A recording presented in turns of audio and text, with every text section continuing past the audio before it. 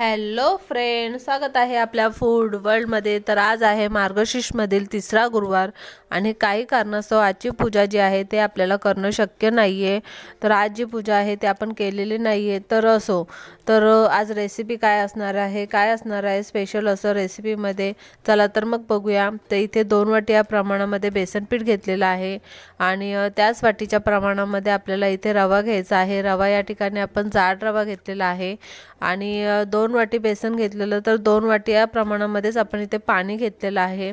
पाणी साधं पाणी वापरलेलं आहे आणि हे सर्व मिश्रण जे आहे ते आपल्याला एकाच डायरेक्शनमध्ये एकजीव करून घ्यायचं आहे। ज्या पद्धतीने आपण डोशाचं बॅटर जसं रेडी करतो त्याच पद्धतीमध्ये हे बॅटर सुद्धा आपल्याला रेडी करून घ्यायचं आहे। बघू शकता एकाच डायरेक्शनमध्ये हे जे आहे संपूर्ण पीठ जे आहे ते आपण एकजीव करून घेतलेलं आहे आणि छान अशी कन्सिस्टन्सी जी आहे त्याची ते आपण तयार करून घेतलेली आहे आणि एक 10 मिनिटासाठी हे झाकण ठेवून बाजूला ठेवून देणार आहोत आणि करणार आहोत पुढची तयारी। ते इथे चटणी बनवणार आहोत। तर त्यासाठी मिक्सरचं भांडं घेतलेलं आहे, त्यामध्ये कोथिंबीर, आलं, लसूण, हिरवी मिरची, त्याच्यानंतर जिरं, चवीनुसार मीठ टाकायचं आहे। थोडासा या ठिकाणी लिंबाचा रस वापरलेला आहे। लिंबाचा रस संपूर्णपणे ऑप्शनल आहे, नाही घातला तरीही चालेल। थोडंसं पाणी घालून जशी आपण चटणी तयार करतो त्या पद्धतीमध्ये चटणी या ठिकाणी आपल्याला तयार करून घ्यायची आहे। आणि इथे काही व्हेजिटेबल्स घेतलेले आहे, त्यामध्ये गाजर आहे, टोमॅटो आहे, कांदा आहे। या ठिकाणी तुम्ही उकडलेला बटाटा सुद्धा वापरू शकता किंवा कॉलीफ्लॉवर आहे, उकडून थोडंसं मॅश करून सुद्धा वापरू शकता। पण मी या ठिकाणी फक्त गाजर, कांदा आणि टोमॅटो हे 3च व्हेजिटेबल जे आहेत ते घेतलेले आहेत। आणि कांदा छान आपल्याला बारीक चिरून घ्यायचा आहे। कांदा टोमॅटो बारीक चिरून घेणार आहोत।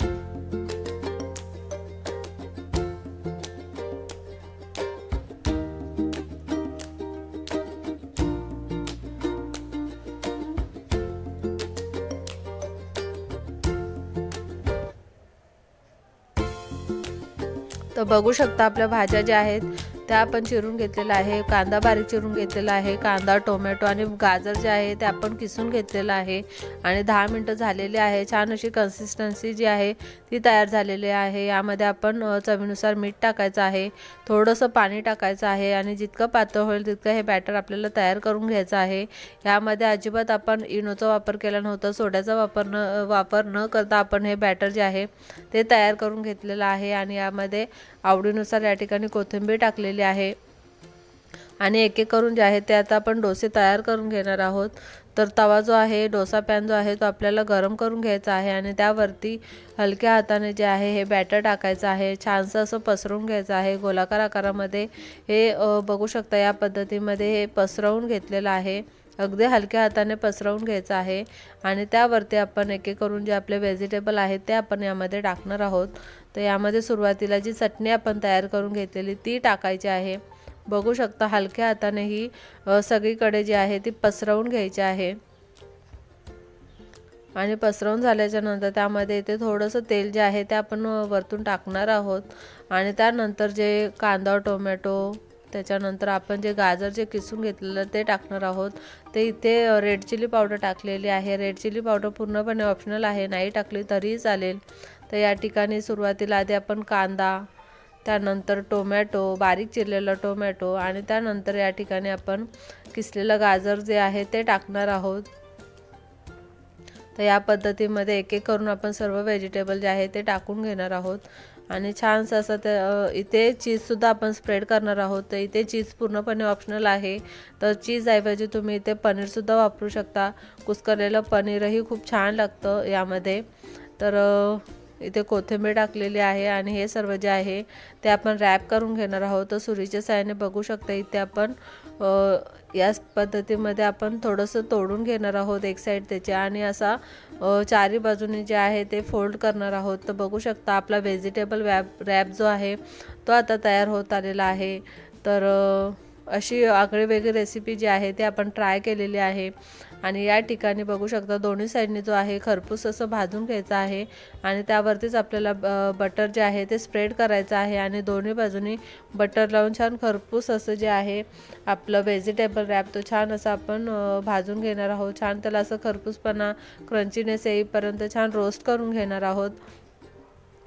तर या पद्धतीमध्ये बघू शकता एक एक करून आपण सर्व व्हेजिटेबल रॅप जे आहेत ते तयार करून घेणार आहोत। तर अशी ही आगळी वेगळी रेसिपी तुम्हाला कशी वाटली नक्की कमेंट करून सांगा। व्हिडिओ आवडल्यास लाईक शेअर आणि सबस्क्राईब करायला विसरू नका।